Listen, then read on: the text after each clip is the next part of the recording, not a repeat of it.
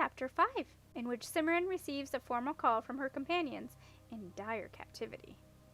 Kazul slept late in the following morning, and Cimorene was afraid that she would leave before Cimorene had a chance to ask about the dragon's after-dinner conversation. To her relief, the dragon called her in as soon as she was thoroughly awake and asked Cimorene to bring in the brushes for cleaning her scales. "What was that crystal your friend mentioned last night?" Cimorene asked as she laid out the brushes, the one she thought King Tokaz could use somehow to find out what the wizards are doing. "The King's Crystal?" Kazul said. "It's one of the magical objects that belongs to the King of the Dragons." "But what does it do? And why did Warg think that the King Tokaz wouldn't want to use it?" "Using the crystal is difficult and tiring, and Tokaz is getting old," she replied. "Zareth was right to say that the crystal ought to be used, but it will take more evidence than we have right now to persuade the king of that. As to what it does, the crystal shows things that are happening in other times and places. It's useful, but it can be very difficult to interpret correctly." "Oh, a crystal ball," the princess said, nodding. She tapped Kazul's side, and the dragon bent her elbow so that the scales were easier for her to reach. "The court wizard at Linderwall had one, but I had to stop my magic lessons before he got a chance to show me how to work it. The king's crystal is more like a plate, but the principle is the same." "A crystal plate?" The princess blinked. "No wonder nobody talks about it much. It just doesn't sound right." Kazul shrugged. "The king's crystal is much more accurate than an ordinary crystal ball, and if a crystal plate sounds odd to most people, it means that fewer of them will try to steal it." Was that what the silver-green dragon meant when he said that if the wizards started wandering around through the mountains, you lose half your magic in no time? I've never heard that wizards stole magic rings and swords and things. "Not magic things," Kazul said. "Magic. Wizards steal magic. That's where their power comes from." "How can a wizard steal magic?" Cimorene said skeptically. She climbed on a stool and began working at the ribs of Kazul's wings. "Wizard staffs absorb magic from whatever happens to be nearby," the dragon said, stretching out her left wing so Cimorene could get at the base. "That's why they're always hanging around places like the Mountains of Mornings and the Enchanted Forest. The more magic there is in the area, the more their staffs can soak up." "What would happen if someone stole a wizard staff? Would the wizard still be able to use it?" "The wizard wouldn't be able to work any magic until he got it back," the dragon said. "Most of them have a great many anti-theft spells on their staffs for exactly that reason. Of course it happens anyway, now and then, and as long as the wizard and the staff are separated, the staff doesn't absorb magic." "It doesn't sound like a very good arrangement to me," the princess said. "I can think of half a dozen ways a staff could be lost, or forgotten, or stolen, or something. It doesn't seem sensible for a wizard to depend so much on anything that's so easy to mislay." Kazul shrugged. "They seem to like it. I can see why you don't want them in your part of the mountains. Can you? Do you have any idea how pleasant it is to have part of your essence sucked out of you without so much as a by your leave, not to mention the side effects?" "Side effects?" Cimorene said, puzzled. "There, turn around and I'll do your other side." "Roxham isn't the only dragon who's allergic to wizards," Kazul said dryly as she shifted her position. "Or rather, to their staffs. We all are. Roxham's just a little bit more sensitive than most. That's why we made the arrangement with them in the first place." "The dragons have an arrangement with the wizards?" The dragon nodded. "To be precise, the King of Dragons has an agreement with the head of the Society of Wizards. The wizards stay out of our portions of the Mountain of Morning, and we allow them partial access to the Caves of Fire and Night. At least, that's the way it's supposed to work. King Tokaz is getting old and forgetful, and lately wizards have been turning up in all sorts of places they aren't supposed to be." "Like that wizard Zeminar I met on the path?" Cimorene said. "Do you think he really was the same Zeminar that's the head of the Society of Wizards?" "I doubt that anyone, even another wizard, would dare impersonate him," the dragon said. "He has a nasty reputation." Cimorene remembered the hard black eyes and sharp features of the wizard she had met. He had certainly looked nasty enough, even when he was pretending to be nice. He was sneaky, too, or he wouldn't have tried to trick her. And he had been very annoyed when Cimorene got off the ledge without his help. The princess frowned. "I wonder what he wanted, really," she must. "Do you suppose he'll stop by the way he said he would?" "I almost wish he would try," Kazul said. There was an angry glint in her eye, and her claws made a scratching sound against the stone floor of the cave as she flexed them. Don't wiggle, Cimorene said. If Zeminar is as tricky as everyone says, he won't come while you're here. He'll wait until you're gone somewhere and I'm alone. True. The dragon frowned, and then she looked at the princess, and her eyes took on a speculative gleam. He probably thinks you're as silly as most princesses, so he'll be hoping to trick you into giving him whatever he's after. And if he does, then maybe I can fool him instead, the princess finished. And once we know what he's after, we can decide what to do about it. Kazul and Cimorene discussed this idea, while Cimorene finished brushing the dragon's scales. There was very little they could do to prepare, since they did not know when Zeminar might show up at the cave, or what he might do when he arrived. Then the dragon went off to inspect the ledge where Cimorene had met the wizard, to see whether bits of it were still invisible. While she was gone, the princess went into the library to hunt through all the books and scrolls of spells. The behavior of the dragons at dinner the previous evening had made a considerable impression on her, and she wanted to see whether she could find a spell to fireproof herself. Until then, she hadn't realized that when a dragon lost his temper, he started breathing fire. Not that she was planning to do anything to irritate Kazul, or any other dragon for that matter, but the dragons at dinner had been too annoyed to be careful, and she didn't want to get burned by accident, no matter how sorry the dragon might be afterward. At first, Cimorene didn't have much luck. She hadn't had time to do much organizing in the library, and most of the books and scrolls were lying in haphazard, dust-covered piles. Some had even fallen onto the floor, and there were spiders everywhere. Cimorene realized that if she wanted to find anything, she was going to have to do some more cleaning first. With a sigh, she went in to get a bucket of water, some clothes for washing and dusting, and a handkerchief to tie over her hair. She worked for several hours, dusting books and manuscripts, wiping off the dirty bookshelves, and putting the books back in neat rows when the shelves were dry. She found 2 books and 5 old scrolls that looked as if they might be interesting. These she set on one of the tables to look at later. She had just pulled a stained and yellow stack of papers out of the back of the second-to-last bookshelf when she heard someone hollowing outside. "Now what?" she muttered crossly. She set the papers on the table with the rest of the books she was planning to look at later and went out to see who was there. To her surprise, the noise was coming from the back entrance, not from the mouth of the cave.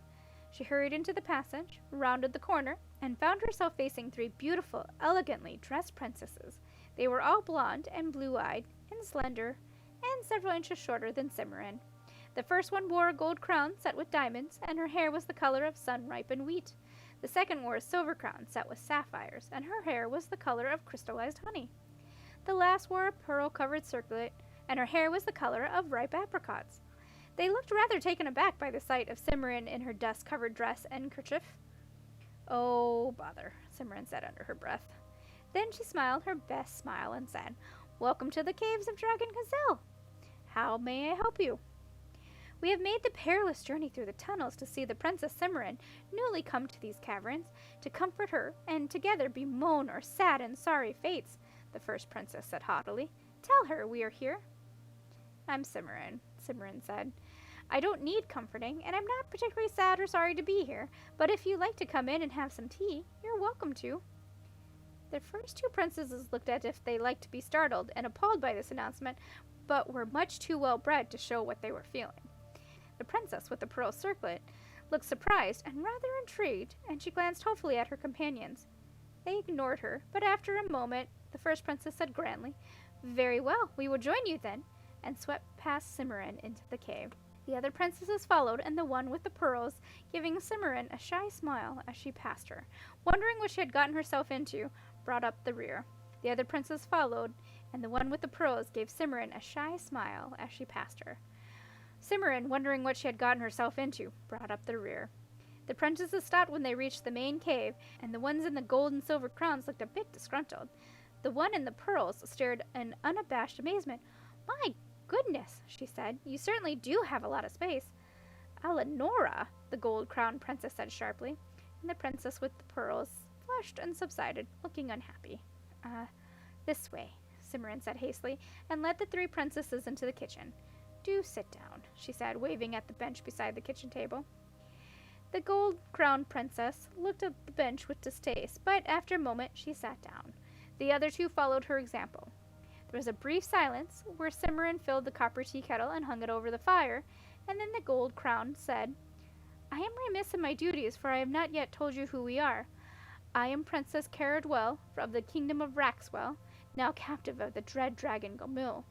This," she nodded toward the princess in the silver crown, "is the Princess Haliana of the kingdom of Parabuth, now captive of the dread dragon Zarath. And this," she waved to the girls in pearls, "is the Princess Eleonora, the Duchy of Torrenmarch, now prisoner of the dread dragon Warug." "Pleased to meet you," Cimorene said. "I am Princess Cimorene of the kingdom of Limderwell, now princess of a dragon Kazil. What sort of tea would you like? I have blackberry, ginger, chamomile, and gunpowder green. I'm afraid I used the last of the lapsang this morning." "Blackberry, please," Caradwell said. She gave Cimorene a considering look. "You seem the most philosophic about your fate." "Would that I had so valiant a spirit," Haliana said in failing accents, "but my sensibility is too great, I fear, for me to follow your example." "If you don't like being a dragon's princess, why don't you just escape?" Cimorene asked, remembering that Kazul had said that 3 princesses in a row had run away from the yellow-green dragon Morans. Caradwell and Haliana looked shocked. "Without being rescued?" Haliana faltered. "Walk all that way, with dragons and trolls and goodness knows what else is hiding in the rocks, ready to eat me? Oh, I couldn't." "It isn't done," Caradwell said coldly. "I notice that you haven't tried, but I'm enjoying being a dragon's princess," Cimorene said cheerfully. "I suppose I might have been upset if I'd been carried off the way you were, but I can hardly complain as it is, can I?" Eleanor leaned forward. "Then you really did volunteer to be Kazul's princess?" Caradwell and Haliana turned and stared at their companion. "Where did you get that ridiculous idea, Eleonora?" Haliana said. Warwick said," Eleanor faltered. "You must have misunderstood," Caradwell said severely. "No one volunteers to be a dragon's princess. It isn't done." "Actually, Eleanor's quite right," Cimorene said as she set the teacups in front of her visitors. "I did volunteer." She smiled sweetly at the thunderstruck expressions on the faces of the first 2 princesses. "I got tired of embroidery and etiquette." Caradwell and Haliana seemed unsure of how to take this announcement, so they made polite conversation about the tea and asked Cimorene questions about the current fashions. Eleonora didn't say very much, and the few times she tried, either Caradwell or Haliana jumped on her. Cimorene felt rather sorry for Eleonora. The princesses swept off at last, still somewhat puzzled by Cimorene's attitude. Cimorene gave a sigh of relief and set about cleaning up the kitchen. She was just rinsing the last of the cups when she heard someone hesitantly clearing her throat behind her. She turned and saw Eleonora standing timidly in the doorway. "Hello again," the princess said. "Did you forget something?" Not exactly," Eleonora said. "I mean, I told Caradwell I did, but actually I just wanted to get away from them for a while. I hope you don't mind." "I don't mind at all, as long as you don't expect more hospitality," Cimorene assured her. "I have to get back to work on the library." "What are you doing?" Eleanor asked. She seemed really interested, so Cimorene explained about the fireproofing spell. "It sounds like a wonderful idea," Eleanor said when Cimorene finished. "The dragons are careful around us, but it would be nice not to have to depend on them not to lose their tempers." She hesitated. May I help?" "I don't think Kazil would mind," Cimorene said, "but you better change clothes first. The library isn't very clean, I'm afraid." Eleonora looked down at her silk gown, which was embroidered heavily with silver and pearls, and giggled. Cimorene took her to the bedroom and found a plain, serviceable cleaning dress in the magic wardrobe. It took 2 tries before the wardrobe figured out that she wanted a dress for someone else, but once it caught on, it provided the splendid selection in Eleonora's size. Then they went to the library and got to work. Cleaning was much more enjoyable with Eleonora for company. By the time they finished dusting and straightening the last bookcases, the 2 girls were fast friends, and Eleonora was comfortable enough to ask Cimorene straight out how it was that she had come to volunteer for a dragon. "It's a long story," Cimorene said, but Eleonora insisted on hearing it. So Cimorene told her and then asked how Eleonora had happened to be carried off by Warrug. To her surprise, Eleonora flushed. "I think it was the only thing left that they could think of," she said, not very clearly. "My family, I mean." "I don't understand," Cimorene said. "It's because I'm not a very satisfactory princess," Eleanor said. "I tried, I really did, but it started when the wicked fairy came to my christening." "She put a curse on you?" "No. She ate cake and ice cream until she nearly burst and danced with my Uncle Arthur until 2 in the morning and had a wonderful time. So she went home without cursing me, and Aunt Ermintrude says that's where the whole problem started. Lots of princesses don't have christening curses, said Cimorene. Not if a wicked fairy comes to the christening, Eleonora said positively. And that was only the beginning. When I turned 16, Aunt Ermintrude sent me a gold spinning wheel for my birthday, and I sat down and spun. I didn't prick my finger or anything. Cimorene was beginning to see what Eleanor was getting at. Well, if you didn't have a christening curse, so Aunt Ermintrude told Mama to put me in a spinning room in a room full of straw and have me spin it into gold. Eleonora went on, and I tried, but all I could manage was linen thread, and whoever heard of a princess who can spin straw into linen thread? Oh, it's a little unusual, certainly. Then they gave me a load of bread and told me to walk through the forest and give some to anyone who asked. I did exactly what they told me, and the second beggar woman was a fairy in disguise, but instead of saying that whenever I spoke, diamonds and roses would drop from my mouth, she said that since I was so kind, I would never have any problems with my teeth. Really? Did it work? Well, I haven't had a toothache since I met her. I'd much rather have good teeth than have diamonds and roses drop out of my mouth whenever I said something, Cimorene said. Think how uncomfortable it would be if you accidentally talked in your sleep. You'd wake up rolling around on thorns and rocks. That never occurred to me, Eleanor said, much struck. Was that everything? Cimorene asked. No, Eleanor said. Aunt Ermintrude persuaded one of her fairy friends to give me a gown and a pair of glass slippers to go to a ball in the next kingdom over, and I broke one before I even got out of the castle. That's not so surprising, Cimorene said. Glass slippers are for deserving merchant daughters, not for princesses. Try telling my aunt that, Eleanor had to say. I think she was the one who found out that Warrug was going to ravage a village just over the border, and arranged for me to go and visit on the right night so I could be carried off. She didn't even warn me. I suppose she thought if I knew, I'd mess it up somehow. I don't think I would get along very well with your aunt, Cimorene commented thoughtfully. Oh, it wasn't so bad, at least at first. Warrug ignored me most of the time, especially after he found out I can't cook, and it was a real relief not to have my aunt around anymore. Only then Gorno brought Caradwell and Zareth brought Haliana, and they've been making life miserable for you ever since, Cimorene finished. Why don't you stand up to them? I tried, but you don't know what they're like, Eleanor said, sighing. Caradwell goes on and on about correct behavior.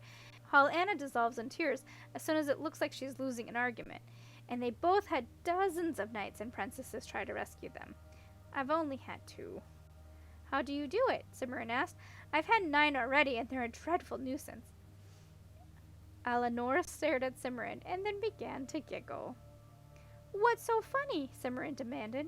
Caradwell bragged for a week because 2 knights and a prince tried to rescue her the first month she was here, Eleanor explained between giggles. She said it was some kind of record, and you've barely been with Gazelle for 4 weeks, and you've had 9. And you didn't even mention it when Caradwell was here. She's going to be furious when she finds out.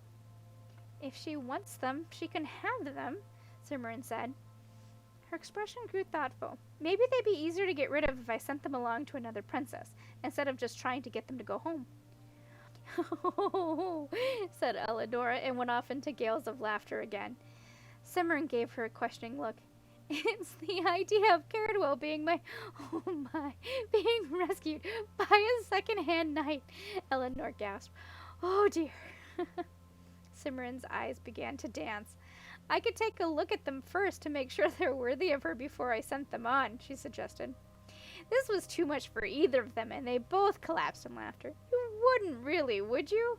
Eleonora said when she began to recover. Send the knights to rescue someone else? I certainly would, Cimorene said emphatically. I meant it when I said they were a nuisance. I wouldn't want to upset Caradwell, though. I'll have to think about the best way of handling it. It's a good thing there probably won't be any more of them for a few weeks.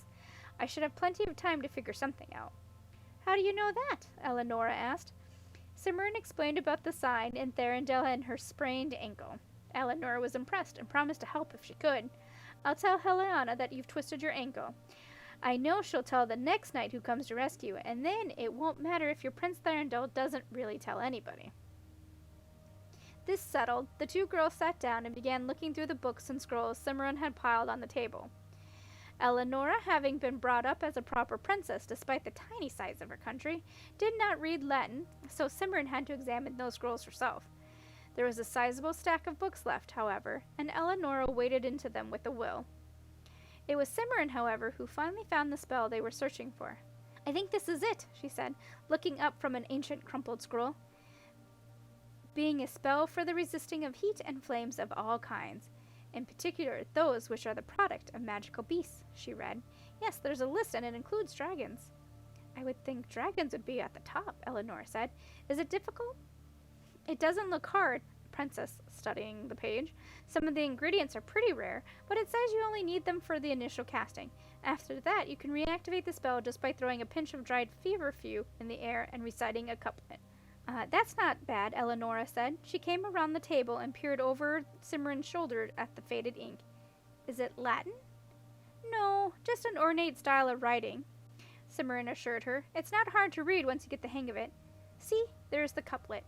Power of water, wind, and earth, turn the fire back to its birth." "Oh, it's a variation on a dragon spell," Cimorene said thoughtfully. "How do you know that?" Eleonora asked.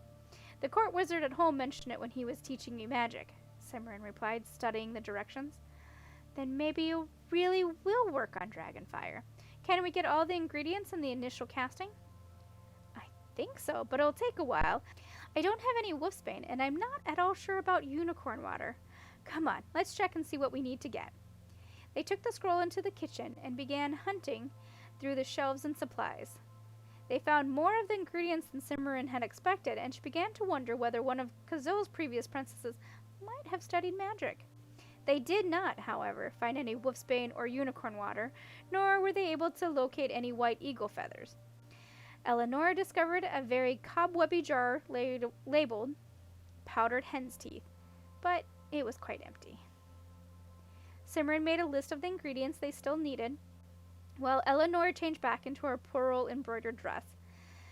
Eleanor took a copy of the list and went back to her quarters, much excited to see whether she happened to have anything useful in the dusty, disused corners of her dragon's kitchen, and Cimorene doubted that she would find anything, but there was no harm in letting her look. As soon as Eleanor left, Cimorene tidied up the kitchen and put all but 2 of the books back on the shelves in the library. One was the scroll of spells in which she found the fireproofing spell, because she wanted to take a more careful look at some of the other charms and enchantments it described. The other book was a fat volume bound in worn leather with the words Historia Dracorum in cracked and flaking gold leaf on the cover.